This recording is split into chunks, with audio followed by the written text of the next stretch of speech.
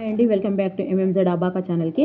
So విద్యా దృక్పథంలో కొన్ని ఇంపార్టెంట్ నిర్వచనాలు నా మెథడ్లో ఈజీగా ఉండేటట్టు గుర్తుపట్టేటట్టు నా మెథడ్లో చెప్పి ట్రై చేస్తాను. మీకు నచ్చితే అప్లై చేసుకోండి. సో నా వీడియోస్ని ఫస్ట్ టైం ఎవరైతే చూస్తున్నారో వాళ్ళు తప్పకుండా సబ్స్క్రైబ్ చేయండి, లైక్ చేయండి అండ్ షేర్ చేయండి. మీ కామెంట్ బాక్స్లో రాయండి. అండ్ ఆదరిస్తున్న ప్రతి ఒక్కరికి ధన్యవాదాలండి. మీరు క్వశ్చన్ ఎలా గుర్తుపట్టుకున్నారు, ఎలా గుర్తుపట్టారు అనేది కాదండి, మీరు ఎలా అక్కడ గుర్తుపట్టారు అనేది కాన్సెప్ట్. ఎలా గుర్తు పెట్టుకున్నారు అనేది కాదు, ఎలా గుర్తుపట్టారు, ఎలా గుర్తుపట్టి కరెక్ట్ ఆన్సర్ ఇచ్చారు అనేది కాన్సెప్ట్. సో ఇప్పుడు తప్పకుండా తక్కువ రోజులు ఉంది కాబట్టి మీరు ఏదైతే చదువుతున్నారో, ఎంతైతే చదువుతున్నారో కాన్ఫిడెంట్గా అదంతా బ్రెయిన్లో ఉండేటట్టు చదవాలి అండి. అది అయితలేదు అందరికీ ఎవరికి కాదు, అయినంతనే కరెక్ట్ కావాలి. ఇప్పుడు 100 మార్కుల పేపర్ మనం చేసినప్పుడు 50 మార్కులే మనకు కరెక్ట్గా సిలబస్ అయింది. 50 మార్కులు, ఆ 50 మార్కులైనా వస్తాయి కదా. మనం ఆ 50 మార్కులు కూడా చదవకపోతే ఆ 50 మార్కులు కూడా రావు. సో మీరు ఎంతైతే చదువుతున్నారో కాన్ఫిడెంట్గా కరెక్ట్గా చదవండి. ఇది తప్పకుండా ఈ బుక్ నేను ఉరకాలి అన్నట్టు చదివితే రాదండి.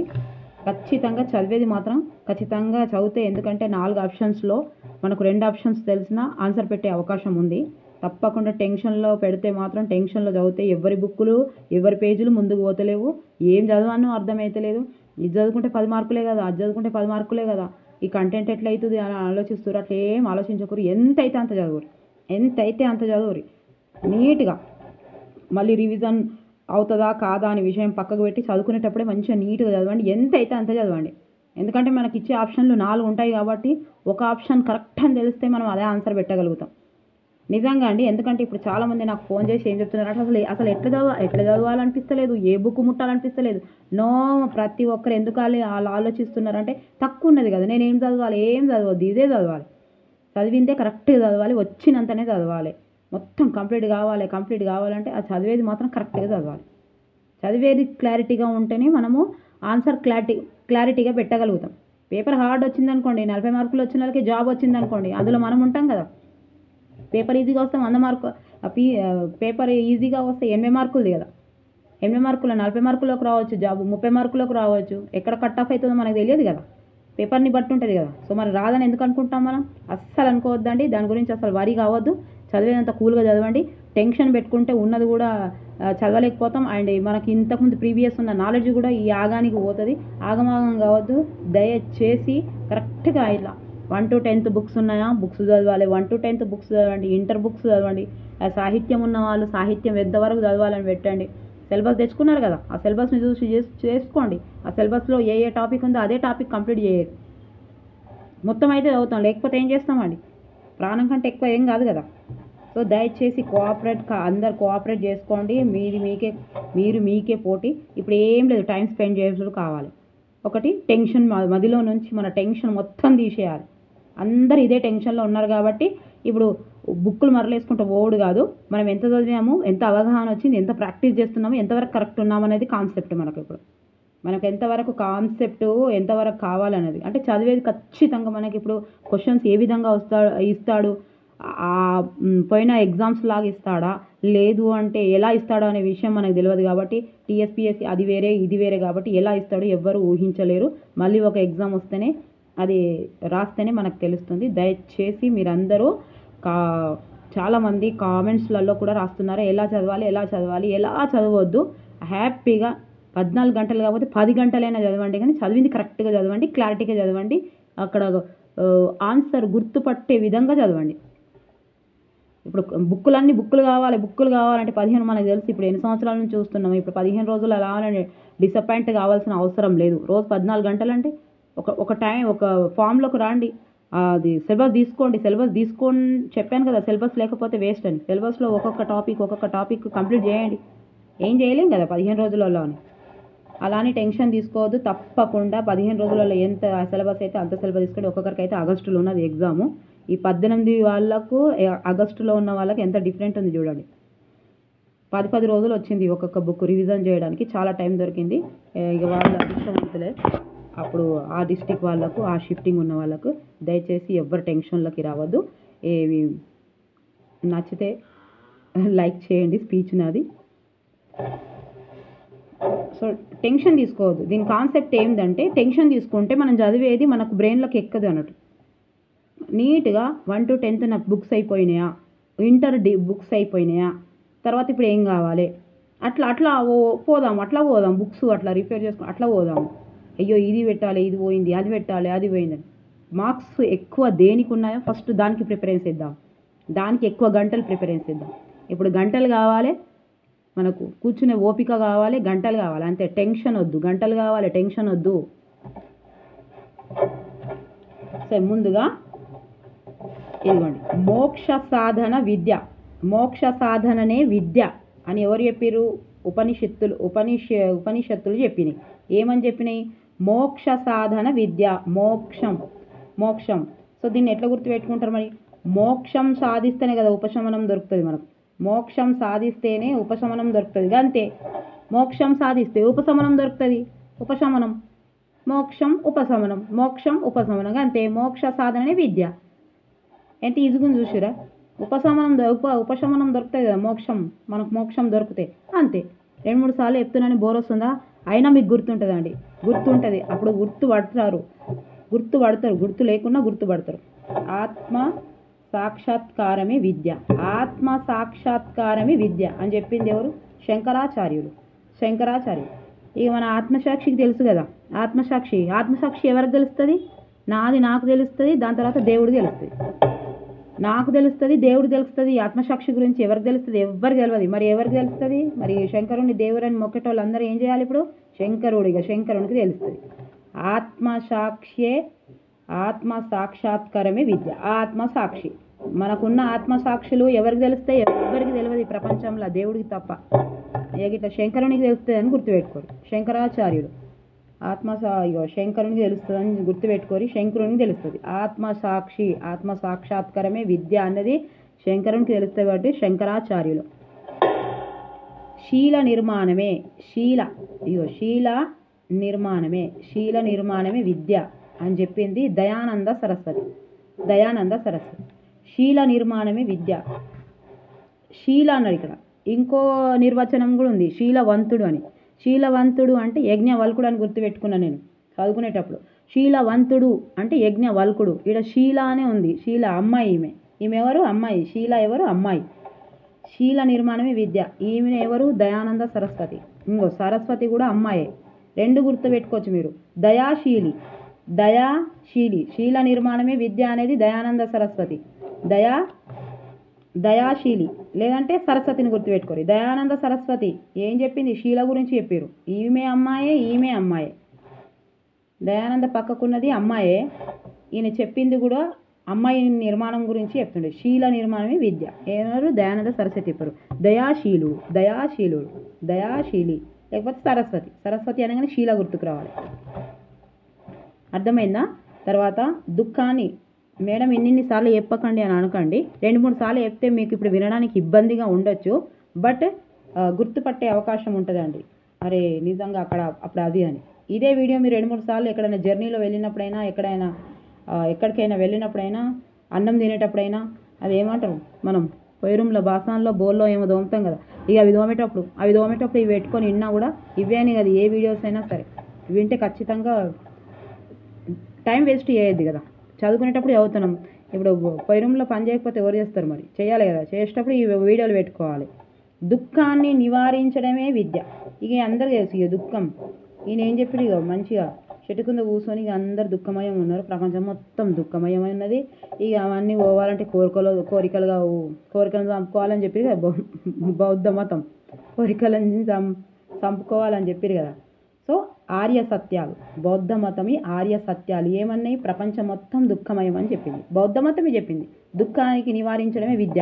దుఃఖాన్ని నివారించడమే విద్య అని చెప్పింది బౌద్ధ మతం. తర్వాత మనస్సును నియంత్రించడమే విద్య. ఇది ఎవరు చెప్పారు? ఎమర్సన్. ఇగో మనస్సు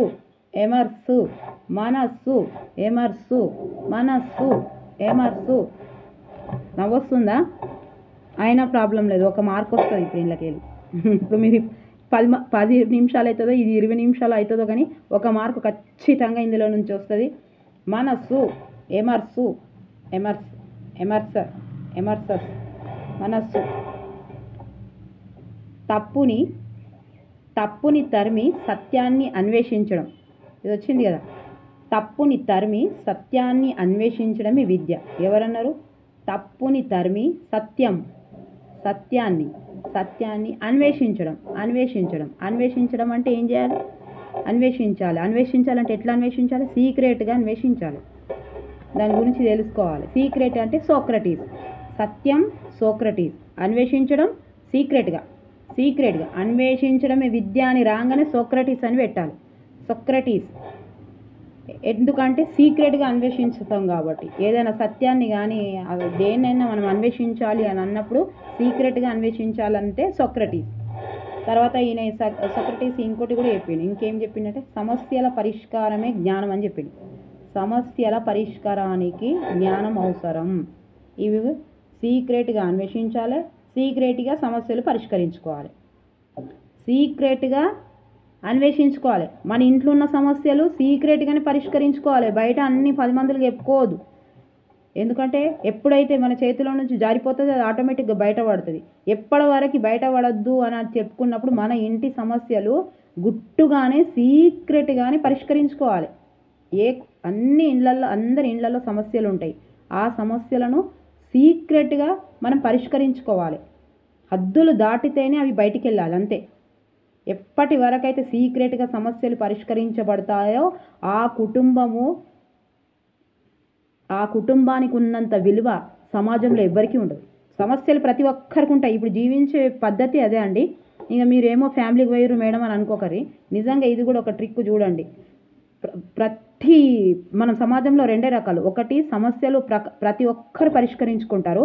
ఒకటి ఏంటంటే ఈ సమస్యలు పరిష్కరించడంలోనే ఇంటి గుట్టు బయటపడకుండా ఉంటారు కొంతమంది. కొంతమంది ఏమో మొత్తం బయట ప్రపంచం మొత్తం చెప్పుకుంటూనే వస్తారు. ఇంట్లో వాళ్ళు, మా అన్న గిట్ల, మా అక్క గిట్ల, మా అమ్మ గిట్ల, మా యారాలు, అది ఇది అని. అది కాదు ఇది కాదు. ఇగో సమస్యలు సీక్రెట్గా. ఇది చూసిరా సోక్రటీస్ గురించి ఇంత ఫ్యామిలీ. నిజంగా నా ఫ్యామిలీ విషయాలు బయట చెప్పుకోవద్దు. ఎప్పటివరకు చెప్పుకోవద్దు, బయట పడేవంతా బయట చెప్పుకోవద్దు. తిట్టకుర్రి మేడం అంత టైం వేస్ట్ చేస్తారు. ఇది కూడా ఉపయోగపడేది. సమాజంలో ఏ ఫ్యామిలీ అయితే ఇంటి సీక్రెట్లు బయట చెప్పుకోనంత వరకు సూపర్గా ఉంటుంది ఆ ఇల్లు. మానవుడు నిర్మలంగా ఉండడానికి మార్గం చూపించేదే విద్య. మానవుడు నిర్మలంగా ఉండడానికి మార్గం చూపించేదే విద్య. ఎవరు చెప్పారు? ఇది ప్రొబెల్ చెప్పారు. ఇక ఎవరిని ఉద్దేశించేది కాదు. ఇక ప్రొబెల్ గారు ఏం చేశారు? నిర్మలని ప్రపోజ్ చేశారు. అంతే, 2. నిర్మల అని రాగానే వెళ్ళలేదు. నిర్మల అని రాగానే ఇక ప్రొబెల్ నిర్మల వాషిన్ పౌడర్ నిర్మా. పౌడర్ అంటే ప్రొబెల్, వాషిన్ పౌడర్ నిర్మా. పౌడర్ అంటే ప్రొబెల్, వాషిన్ పౌడర్ నిర్మలను ప్రపోజ్ చేసిండు. నేనైతే గిట్లా రాసుకున్నా. ప్రొబెల్ నిర్మలను ప్రపోజ్ చేసిండు. ఎవరిని ఉద్దేశించి కాదు, తప్పుగా అనుకోవద్దు. ఎలా గుర్తు పట్టుకున్నాము అనేది కాదు, ఎలా గుర్తు పట్టామనేది ఇంపార్టెంట్. ఎలా గుర్తు పెట్టుకున్నామనేది కాదు, ఒక మార్క్ ఎలా వచ్చింది అనేది మనకు ఇంపార్టెంట్. ఇగో ప్రొబెల్ గారు నిర్మలాని ప్రపోజ్ చేశారు. లేదంటే వాషిన్ పౌడర్ నిర్మా. ప్రొబెల్ పౌడర్ అంటే ప్రొబెల్, నిర్మా అంటే నిర్మల ప్రొబెల్. ఇవి ఎట్లా గుర్తుండదు, ఇవి ఎట్లా మార్కు రాదు మనకు. వ్యక్తి ఆలోచన శక్తికి పెంపొందించేదే సరైన విద్య. ఈ ఆలోచన శక్తి ఓన్లీ ఆలోచన శక్తి. వ్యక్తి ఆలోచన శక్తిని పెంపొందించేదే విద్య. ఆలోచన శక్తికి ఇంపార్టెంట్ పెట్టుకున్నారు. ఎవరు పెట్టుకున్నారు? ఇది డెకార్ట్ ఆలోచన శక్తి. మరి దీన్ని ఎట్లా ఆలోచిద్దాం? స్కూల్లో డెక్కు పెట్టుకుందామా వద్దా, డ్యాన్స్ చేద్దామా వద్దా అని ఆలోచిస్తుంది. దేన్ని? డెక్కు పెడదామా వద్దా. డెక్కు పెడితే సార్ ఏమంటాడో ఏమో ఆలోచించాలి. ఆలోచించే శక్తి రాగానే డెక్కు పెట్టుకోనా వద్దా అని ఆలోచించుకోవాలి. స్కూల్లో డెక్కు పెట్టుకోనా వద్దా అని ఆలోచిస్తున్నాం మనం, అంతే. స్కూల్లో డెకార్ట్ డెక్కు పెట్టుకోన్నా వద్దా అని ఆలోచిస్తున్నాం. ఆలోచించి ఆయనతో ఇక వద్దంటే పెడతలేం అంతే. డెకాట్. అర్థమైందా? నవ్వొస్తుందా? ప్రతి మనిషిలోని దైవత్వంని వెలికి తీసేదే విద్య అని చెప్పింది ఎవరు? సర్వేపల్లి రాధాకృష్ణ గారు. ఏమని చెప్పారు? దైవత్వం అని చెప్పారు. దైవతత్వం అంటే ఎవరు? దైవతత్వం. ఈ సర్వేపల్లి రాధాకృష్ణ. ఈ రాధాకృష్ణ ఎవరు? రాధాకృష్ణులు ఎవరు? రాధాకృష్ణులు కూడా దైవం అని భావించే వాళ్ళందరూ రాధాకృష్ణులను దైవం అని భావిస్తారు కదా. సో రాధాకృష్ణులు ఇద్దరు దైవం కాబట్టి సర్వేపల్లి రాధాకృష్ణ గారు దైవతత్వం అని రాగానే సర్వేపల్లి రాధాకృష్ణ సర్వం దైవం చెప్పింది ఇక సర్వేపల్లి రాధాకృష్ణ గారు. దైవతత్వం అని చెప్పింది ఇక రాధాకృష్ణనే దైవత్వమే రాధాకృష్ణ. ఓకేనా? అర్థమైందా ఏమన్నా? సంపూర్ణ జీవితాన్ని సమాయత్త పరచడమే విద్య అని చెప్పింది ఎవరు? ఇగో సంపూర్ణ ఎండ్ల రాలేదు, ఇంకా చాలా ఉన్నాయి. ఒక్కొక్కరే 4 చెప్పినవి ఉన్నాయి, కానీ ఇంపార్టెంట్ ఇవి మనకు మళ్ళీ ఎందులో ప్రాక్టీస్ బిట్స్లో ఇచ్చినవి కూడా. సో సంపూర్ణ జీవితాన్ని ప్రీవియస్ పేపర్లో కొన్ని ఉన్నాయి. నిర్వచనాలు లేకుండా డిఎస్సి పేపర్ ఉండదు. నిర్వచనాలు లేకుండా సంపూర్ణ జీవితాన్ని సమాయత్తపరచడమే విద్య అని చెప్పింది ఎవరు? స్పెన్సర్. ఇగో నేను పెట్టుకున్నా స్పెన్సరు సంపూర్ణ. ఇగో సంపూర్ణ బర్త్డేకి స్పాన్సర్ ఎవరు? నేనే. సంపూర్ణ బర్త్డేకు స్పాన్సరు నేనే. స్పెన్సర్. సంపూర్ణ బర్త్డే పార్టీకు స్పాన్సర్ ఎవరు? నేనే పెట్టుకున్నా. సంపూర్ణకు స్పాన్సర్. అట్లా రెండు గుర్తుంచుకుంటారు. సంపూర్ణ బర్త్డేకు స్పాన్సర్ ఈయనే అని గుర్తుపెట్టుకోవచ్చు, లేదంటే సంపూర్ణ స్పాన్సర్. సంపూర్ణ స్పెన్సర్. జీవితంలో వచ్చే సమస్యలకు పరిష్కారం చూపేదే విద్య. జీవితంలో వచ్చే సమస్యలు, ఇది ఇంపార్టెంట్. సమస్యలనే చెప్తున్నాడు. ఇది ఎవరు చెప్తున్నాడు? జిడ్డు కృష్ణమూర్తి చెప్తున్నాడు. ఇక దీనికి ఏంటిదంటే జిడ్డు మొఖాలు పెడితేనే సమస్యలు వస్తాయి. ఇంట్లో ఎన్ని సమస్యలు ఉన్నా, కుటుంబాలలో ఎన్ని సమస్యలున్నా, అన్నదమ్ములైనా సరే, అక్కజల్లైనా సరే, ఆ యారాలు ఇయ్యపురాళ్ళు ఎవరైనా సరే, సమస్యలు ఎక్కడొస్తాయి అని అంటే ప్రపంచాన్ని మనం ఓన్లీ నడిపించేది జస్ట్ ఒక నవ్వు. అది ఎలాగో తర్వాత చెప్తా, ఇప్పుడు టైం లేదు. నవ్వు. ప్రొద్దున లేవగానే ఇట్లా నవ్వినాం అనుకో, అది ఇంటి ముంగట మాట్లాడుతున్నారు అనేది అది కమ్యూనికేషన్ అన్నట్టు. అయితే ఎప్పుడైతే జిడ్డు ముఖం పెట్టుకుంటామో అప్పుడు సమస్యలు వస్తాయి. జీవితంలో వచ్చే సమస్యలకు పరిష్కారం చూపేదే విద్య. సమస్యలకు పరిష్కారం చూపించేదే జిడ్డు కృష్ణమూర్తి అని పెట్టుకోరు. జిడ్డు ముఖం పెట్టుకుంటే సమస్యలు వస్తాయి. జిడ్డు ముఖం పెట్టుకుంటే నవ్వుకుంటూ ఉండాలి. ఎదుటి వాళ్ళు మనం తిట్టినా నవ్వుకుంటూ ఉండాలి. చచ్చిపోతారు వాళ్ళు. ఒక్కసారి చేసి చూడండి. కోపం ఎక్కువ ఉన్న వాళ్ళు, ఎదుటి వాళ్ళు మనకు ఒక్కొక్కసారి మన తప్పు లేకున్నా ఎదుటి వాళ్ళు మనం తిట్టే ప్రయత్నం చేస్తుంటారు కదా, అప్పుడు మీరు ఒక చిన్న స్మైల్ ఇవ్వండి. చచ్చిపోతారు అక్కడనే. వాళ్ళకి ఆ బాధ తెలియదు నిజంగా. మీరు ఒక్కసారి చూడండి. ఎప్పుడు జవాబు ఇవ్వనియద్దు, ఎప్పుడు ఆన్సర్ ఇవ్వనియద్దు. మూర్ఖులకు ఆన్సర్ ఇవ్వద్దు. మనం తప్పు చేయనప్పుడు ఆన్సర్ ఇవ్వద్దు. తప్పు చేసినప్పుడు మనకు ఎక్స్ప్లెయిన్ చేయాలి అంతే. మనం కరెక్ట్గా ఉండాలి. ఇవ్వకపోతే రేపు తప్పకుండా మనకు ఆ విలువ ఎక్కడికి వెళ్ళదు. సో జిడ్డుగా ఉండొద్దు. జిడ్డుగా ఉంటే ఇంట్లో సమస్యలకు పరిష్కారం చూపేదే విద్య. సమస్యలకు పరిష్కారం చూపిస్తుంది. జిడ్డు ముఖం పెట్టుకోవద్దు. సరేనా? సో ఆత్మ జ్ఞానమే విద్య. ఆది మానవుని కర్మన్యూనిగా చేసేది విద్య. ఇప్పుడు ఇంతకుముందు మనం ఆత్మ అని అనుకున్నాగా, ఆత్మ సాక్షాత్కారం శంకరుని. ఎట్లా గుర్తుంది నాకు? శంకరుని అని పెట్టుకున్నాం కదా. ఆత్మ సాక్షాత్కారమే శంకరుడు తెలుస్తుందని అక్కడ దేవుడు అని పెట్టుకున్నాం కదా. సో ఇక్కడ ఏం పెట్టిందంటే కర్మ అని కూడా ఉంది. ఆత్మతో పాటు కర్మ కూడా ఉంది. కర్మ ఎవరు చేస్తారు? ఇక కర్మ గురించి తెలిపేది వేద, భగవద్గీత, ఇతిహాస, భగవద్గీత కర్మ గురించి తెలుపుతుంది. భగవద్గీత కర్మ సిద్ధాంతాన్ని తెలుపుతుంది. కర్మ సిద్ధాంతాన్ని తెలిపేది భగవద్గీత. కర్మ సిద్ధాంతాన్ని తెలిపేది భగవద్గీత. సో ఇక్కడ ఆత్మ ఉన్న కన్ఫ్యూజ్ కావద్దు. ఇక్కడ కర్మ కూడా ఉంది కాబట్టి, కర్మ కూడా ఉంది. కర్మ భగవద్గీత చెప్తుంది. కర్మ సిద్ధాంతం గురించి ఎవరు చెప్తారు? ఈ కర్మలు ఈ వీళ్ళ గురించి చెప్పేది ఈ భగవద్గీతలు, ఉపనిషత్తులు ఇవి వేరే చెప్తాయి. ఇక నైతిక విలువలు ఆదర్శాలు గల సత్ప్రవర్తనను వృద్ధి చేసేదే విద్య. ఇది చెప్పింది ఎవరు? హెర్బార్ట్.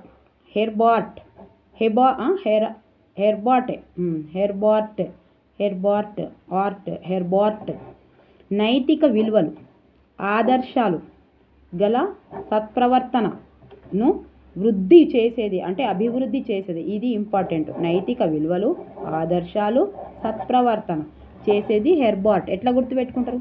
ఇక నైతికంగా ఆదర్శంగా సత్ప్రవర్తనగా ఉండడం అనేది ఒక కళ, ఒక ఆర్ట్ కదా. మనిషి అన్నప్పుడు తను అన్నీ ఉండాలి. కుటుంబ పరంగా కానీ, నైతిక పరంగా, సామాజిక పరంగా, వృత్తిపరంగా ఇవన్నీ కరెక్ట్ బ్యాలెన్స్ చేసుకుంటూ వెళ్తేనే తన సక్సెస్ అన్నట్టు. ఇంటి ముంగట 2 కార్లు పెట్టుకొని 10 కార్లు పెట్టుకుంటే 4 బిల్డింగ్లు పెట్టుకుంటే సక్సెస్ అని కాదు. ఒక మనిషి ఎక్కడ ఎలా ఉండాలో అనేది ఆయన విలువలు అని తెలుస్తుంది. నైతిక విలువలు, ఆదర్శాలు, సత్ప్రవర్తనలు. సో అది రావడం అనేది ఒక కళ. అది మన ఇంట్లో నుంచి, పేరెంట్స్ నుంచి నేర్చుకుంటాం, పరిసరాల నుంచి నేర్చుకుంటాం, మనకున్న ఇతిహాసాల నుంచి నేర్చుకుంటాం, మనకున్న చరిత్ర నుంచి నేర్చుకుంటాం. సో ఇవన్నీ ఒక కళ. ఇది ఎవరు చెప్పారు? హెర్బార్ట్. ఇవన్నీ నైతిక విలువలు ఆదర్శాలు గల సత్ప్రవర్తన ఇవన్నీ ఎవరికి ఉండాలి? అది రావడం ఒక కళ. కళ అంటే ఆర్ట్. హెర్బార్ట్. సో బోర్ వస్తుందా అండి? నో ప్రాబ్లం, నాకు కూడా గుర్తుంటాయి కదా. ఆరోగ్యవంతమైన శరీరంలో ఆరోగ్యవంతమైన మనసును సృష్టించడమే విద్య. ఏమని? అరిస్టాటిల్ గారు ఆరోగ్యం ఆరోగ్యం ఇంకో ఆరో అరిస్టాటిల్ గారు ఏమన్నారు? ఆరోగ్యవంతమైన 2 సార్లు ఎక్కడ రాలేదు. ఆయన వచ్చినాయి అంటే అరిస్టాటిల్ అని పెట్టుకోవాలి. అర్థమైందా? అరిస్టాటిల్ ఆరో సంతోషాన్ని బాధను ఇవి 2 ఇంపార్టెంట్. సరి సమానంగా ఇది ఇంపార్టెంట్. పొందగల సామర్థ్యాన్ని కలిగించేదే విద్య అని ఎవరు చెప్పారు? ఇక ప్లేటే చెప్పిండు. నాకు ఎప్పుడు ఇక చిన్నప్పటి నుండి పెట్టుకున్నా నేను. ఒక మనం ప్లేట్లో సగం సంతోషం సగం బాధ. అందరికి ఉంటాయి బాధలు సంతోషాలు. కానీ ప్లేట్ వేసుకున్నప్పుడు ఆ సంతోషం ఉన్న రోజు, బాధ ఉన్న రోజు, ఈడ దుఃఖపడుకుంటా ఆడ సంతోషపడుకుంటాను కదా. ఒక ప్లేట్లో సరిసమానంగా చేసుకొని తినాలి. ఎట్లా తినాలి? ప్లేట్లో తినాలి. ప్లేట్లో సరిసమానం చేసుకుంటే తింటేనే అది వస్తుంది అనేది ఇట్లా గుర్తుపెట్టుకున్నాను నేను. ప్లేటు సంతోషము బాధ సరిసమానంగా చేసుకొని తినాలి. లేదా సంతోషం వచ్చినప్పుడు బాధ వచ్చినప్పుడు ప్లేట్లలో అన్నం తినబుద్ధి కాదు. అట్ట గుర్తుపెట్టుకోరు. సంతోషం బాగా సంతోషం వచ్చిన అన్నం తినబుద్ధి కాదు. ఇప్పుడు మనకు జాబ్ వచ్చిందంటే ఆ రోజు అన్నమే తినబుద్ధి కాదు. మనం డిఎస్సిలో సెలెక్ట్ అయినాం, ఫస్ట్ రోజు జాబ్ చేస్తున్నాం, చూడండి ఎట్లుంటుందో. మన లిస్టులో పేరు వచ్చింది, మనం వాడ పోవాలి, సర్టిఫికేట్ పట్టుకొని పోయినాము, అంతా అయిపోయింది. ఫస్ట్ రోజు జాయినింగ్ రోజు ఒకసారి గుర్తు చేసుకోరు. ఈ జాయినింగ్ రోజు పెన్ను పట్టుకున్నాం, సిగ్నేచర్ చేయమంటారు. సిగ్నేచర్ చేసినాక నాకు అద్దినాలు ఇద్దనాలు అనిపించేది. సిగ్నేచర్ ఫస్ట్ రోజు ఫస్ట్ డే టీచర్ అని సిగ్నేచర్ పెట్టిన రోజు బాధ కాదు, ఆనంద భాష్పాలు వస్తాయి. అన్నం తినబుద్ధి కాదు, ఏం చేయబుద్ధి కాదు. ఇక ప్రపంచం నా చేతులు ఉందని అనుకుంటాం. ఇక బాధ వచ్చిన రోజు కూడా అట్లే ఉంటుంది, అన్నం తినబుద్ధి కాదు. సో అవి 2 సరిసమానం. ఎండ్లా ఇక ఇవన్నీ ప్లేట్కి సంబంధించినవి కాబట్టి అట్లా వచ్చిన అన్నం తినబుద్ధి కాదు, ఇట్లా వచ్చిన అన్నం తినబుద్ధి కాదు. ఇవి 2 సరిసమానమే. ప్లేట్ సంతోషాన్ని బాధను సరిసమానంగా చూడడమే ప్లేట్. మానవునిలో అంతర్గతంగా ఉన్న దైవాంశ పరిపూర్ణతను అభివృద్ధి చేయడమే విద్య. అని చెప్పింది స్వామి వివేకానంద గారు. ఈయనే స్వామి వివేకానంద గారు దైవాంశ సంభూతుడు వివేకానంద గారు. శిశువు అభివృద్ధి జీవితాంతం కొనసాగే ప్రక్రియ. ఈయన జాకిర్ హుసేన్. శిశువు అభివృద్ధి. మనం అభివృద్ధి చెందాలి అని అంటే దీన్ని ఎవరు మనకు ఆపే వ్యక్తే లేరు. మరి అభివృద్ధి అనేది ఏంటిది? పోస్టు మన జాగిరది, మన జాగిరది. అభివృద్ధి చెందన్నా చెందొద్దా అనే విషయం మన చేతుల్లో ఉంటుంది. అభివృద్ధి చెందుతూనే ఉంటాం చచ్చిపోయేదాకా. గడిచిన ప్రతి క్షణం అనుభవం కిందే వస్తుంది. గడిచిన ప్రతి క్షణం అనుభవంలోకే వస్తుంది. అంటే అభివృద్ధి జీవితాంతం కొనసాగే ప్రక్రియ. ఇది నిజంగా ఇది. ఎందుకంటే ఇవాళ జరిగింది, ఇవాళ అటు పోతే మొత్తం ముండ్లు ఉన్నాయి అని తెలిసినాయి అనుకోండి, మళ్ళీ రేపు బయటప్పుడు చెప్పులు వేసుకొని పోతాం. అది మన అది అభివృద్ధి చెందడంలో మనకు అది జాగీర్. జాకీర్ హుసేన్ జాగీర్. ఇది నచ్చిందా? ఇగో ఏదో ఏదో వచ్చింది చెప్తున్నా నేను. జాగీర్ మా అభివృద్ధి చెందడం. శిశువు జీవితాంతం అభివృద్ధి చెందాలి. జీవితాంతం అభివృద్ధి చెందడం మన జాగీర్ అది. సో అందుకే జాకీర్ హుసేన్ చెప్పింది ఇట్లా. జాకీర్ హుసేన్ చెప్పారు, జీవించడానికి తయారు చేయడం కాదు, జీవితమే విద్య అనేది. ఇక జాండూయి ఏం చెప్పారు అంటే, ఏం చెప్పిందంటే జీవించడానికి, ఇగో జీవి అని పట్టుకున్నాడు. జీవించడానికి తయారు చేసేది కాదు, జీవితమే విద్య. జీవితం, జీవించడం కాదు. జాండూయి జీవించడానికి కాదు, జీవితమే విద్య అన్నదే జాండూయి. జీవితమే విద్య. జీవించడం కాదు, జీవితమే విద్య అనేది జాండూయి. అది ఇది గుర్తుపెట్టు. అసలు విద్యే జీవితం అన్నాడు ఇంకో దాంట్లో. ఈయన 4-5 ఉన్నాయి, ఒక 2 తీసుకున్నా. అసలు విద్యే జీవితం, మళ్ళీ పెట్టుకున్నాడు. జీవితోటే ఉంటాడు జాండూయి. జీవించడానికి తయారు చేసేది జీవితమే విద్య అన్నాడు. అసలు విద్య అంటేనే జీవితం అంటాడు జాండూయి. ఇక ఈ జీలో అండ్లకెళ్ళి పోతలేవు, ఇండ్లకెళ్ళి పోతలేవు. జీవి తీసుకొని పోతాడో జాండూయి. మనకు మరి జాబ్ ఏం చేస్తాడో జాండూయి. పరిపూర్ణమైన మూర్తిమత్వ రూపకల్పనకు తోడ్పడేదే విద్య. ఇక మన గాంధీజీ గారు మూర్తిమత్వం అని ఎవరు అనలేదు, ఈయనే అన్నారు. మరి మనం అందరం ఎక్కడైనా బాగా చూసేది ఎవరిది మూర్తి ఎవరి బొమ్మ చూస్తాం? గాంధీజీ గారి మూర్తే చూస్తాం మనం. ఆయనే గాంధీజీ గారి మూర్తి. ఎక్కడైనా సరే, స్కూళ్ళల్లో కానీ, బస్ స్టాండ్లలో కానీ, ఎక్కడ అందరికంటే ఎక్కువ చూసేది గాంధీ గారి మూర్తి. సో అందుకే ఆయన మూర్తిమత్వం అని అన్నారు. మూర్తిమత్వం. దీనికి లింక్ యాప్గా ఇంకొకటి ఉంది. ఆయన ఏం చెప్పినంటే, శారీరకంగా, మానసికంగా, ఆధ్యాత్మికంగా అభివృద్ధి చెందడానికి ఉపయోగపడేది విద్య అన్నాడు. కరెక్టే కదా. ఇప్పుడు మూర్తిమత్వం అంటే ఏంటిది? మనిషికున్న లక్షణాలు శారీరకంగా బాగుండాలి, మానసికంగా బాగుండాలి, ఆధ్యాత్మికంగా ఉండాలి, కుటుంబపరంగా బాగుండాలి, వృత్తిపరంగా బాగుండాలి. అదే చెప్పాను నేను. సమాజపరంగా బాగుండాలి. ఇవన్నీ ఉంటేనే తనకు మూర్తిమత్వం కలిగిన శిశువు అని చెప్తారు, మనిషి అని చెప్తారు, మానవుడు అని చెప్తారు. సో మూర్తిమత్వం అనేది గాంధీజీ. ఇగో శారీరకంగా, మానసికంగా, ఆధ్యాత్మికంగా అభివృద్ధిలో ఉపయోగపడేది విద్య అని గాంధీ చెప్పారు. మూర్తిమత్వం ఇదైతే తప్పకుండా గుర్తుంటుంది కదా. ఇంతవరకు మూర్తిమత్వం రాలేదు కదా మనం చదివిన దాంట్లో. ఇప్పటివరకు ఇక 20 అయినాయి, మూర్తిమత్వం రాలేదు. ఈ గాంధీజీ అంటే మూర్తి, మన స్కూల్ ముంగట ఉన్న మూర్తి. మా స్కూల్ దగ్గర గాంధీజీ మూర్తి ఉండే. సరేనా? సో శీలవంతునిగా నేను చెప్పాలి ఇంతకుముందు. ఆడాకొట్టి శీల ఉంది కదా. శీల అనేది సరస్వతి అని చెప్పిన, దయానంద దయాశీలి అని అక్కడ చెప్పుకున్నాము. శీల అని ఉంది ఒక్కటి అంతే. ఇక్కడ శీలవంతునిగా యజ్ఞవల్కుడు, యజ్ఞవల్కుడు. సో శీలవంతుడిగా ప్రపంచానికి ఉపయోగపడే వ్యక్తిగా తయారు చేసేది విద్య. శీలవంతుడు, యజ్ఞవల్కుడు. ఆడనేమో శీల, సరస్వతి, దయాశీలి. ఇంతే. ఇక ఈ శీలవంతులని ఏళ్ళ రాలేదు, వచ్చినా కూడా అదొకటే ఉంది. తర్వాత మానవుడు స్వాలంబకుడిగా, నిస్వార్థపరుడిగా. ఇక మంచిగా ఉండాలని ఎవరు చెప్తారు? మంచిగా ఉండాలని చెప్పింది ఏంటిది? ఋగ్వేదం. వేదాలు మంచిగా ఉండమని చెప్తాయి, ఇతిహాసాలు మంచిగా ఉండమని చెప్తాయి, ఉపనిషత్తులు మంచిగా ఉండమని చెప్తాయి, మనుస్మృతులు మంచిగా ఉండని చెప్తాయి, ఏదైనా బాగుండాలి అని చెప్తాయి. సో మనం ఫస్ట్ ఏమనుకున్నాం? భగవద్గీత దేని గురించి చెప్పినాం? ఇప్పుడు నేను ఇంతకుముందు చెప్పినా కదా, భగవద్గీత కర్మ సిద్ధాంతం గురించి చెప్పింది. ఈ ఋగ్వేదము నిస్వార్థపరుడుగా ఉండాలి, స్వాలంబకుడిగా ఉండాలని చెప్పింది. ఈ 2 వచ్చినాయంటే ఇక ఋగ్వేదం అని పెట్టారు. నిస్వార్థపరుడుగా ఉండాలి, మనసులో ఏం పెట్టుకోకుండా మనసులో నిస్వార్థంగా ఉండాలి. అంత బాగానే జరుగుతుంది. ఓకేనా? ఇక ఇవైతే 23 వరకు తీసుకున్నా. వీడియో నచ్చిందా? లేకపోతే బోర్ వచ్చిందా మీరు కామెంట్ బాక్స్లో కామెంట్ చేసి రాయండి. దయచేసి మీకు నచ్చిందని అనుకుంటున్నాను. గుర్తుంటుందేమో అని కొంచెం తాపత్రయపడుతున్నా అంతే, దాన్ని తప్పేం లేదు. సో దయచేసి లైక్ చేయండి. మీ నుంచి నేను ఒకటే ఆశించేది, దయచేసి లైక్ చేయండి.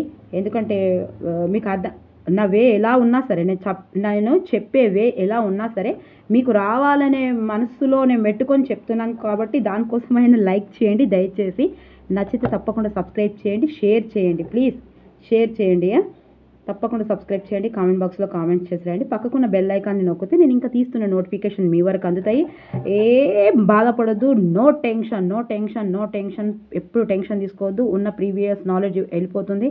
హ్యాపీగా చదవండి. ఒక్క రోజులో ఒకటి 3వ తరగతి 4వ తరగతి తెలుగు బుక్స్ అయితే 1వ తరగతి 3వ తరగతి 4వ తరగతి ఒక్కటి నుంచి చదివండి, నో ప్రాబ్లం. బుక్ తీసి చూస్తే 1వ తరగతి నుంచి 2వ తరగతి నుంచి కూడా క్వశ్చన్స్ వచ్చాయండి మనకు టీజీటీ పీజీటీలో తెలుగు వాళ్ళకి. 2వ తరగతి నుంచి టెట్లో వచ్చినాయి, పీజీటీలో వచ్చినాయి, టీజీటీలో వచ్చినాయి ఉన్నాయి. సో 2వ తరగతి నుంచి ఇంటర్ వరకు ఫస్ట్ కంప్లీట్ చేయండి 2 రోజులలో. మీకు ఎలా ఫామ్లో రాదో నేను చూపిస్తా, మీరు ఎలా ఫామ్లో కూర్చోరో, మీకు ఎలా భయం అవుతుందో నేను చెప్తా. 2వ తరగతి నుంచి తెలుగు బుక్స్ ఇంటర్మీడియట్ వరకు 2 రోజులైనా సరే 3 రోజులైనా సరే ఖచ్చితంగా కంప్లీట్ చేయండి. తర్వాత ఇతిహాస తర్వాత సాహిత్యం చూద్దురు కానీ, ఎందుకంటే దానికి 44 మార్క్స్, 88 మార్క్స్, 44 మార్క్స్ కాబట్టి 44 క్వశ్చన్స్ కాబట్టి తప్పకుండా వస్తాయి. దయచేసి ఎక్కడైనా నా వాయిస్ స్పష్టంగా లేకపోయినా మీకు అర్థం అవ్వడంలో తప్పులు దొర్లినా దయచేసి నన్ను కోఆపరేట్ చేయండి.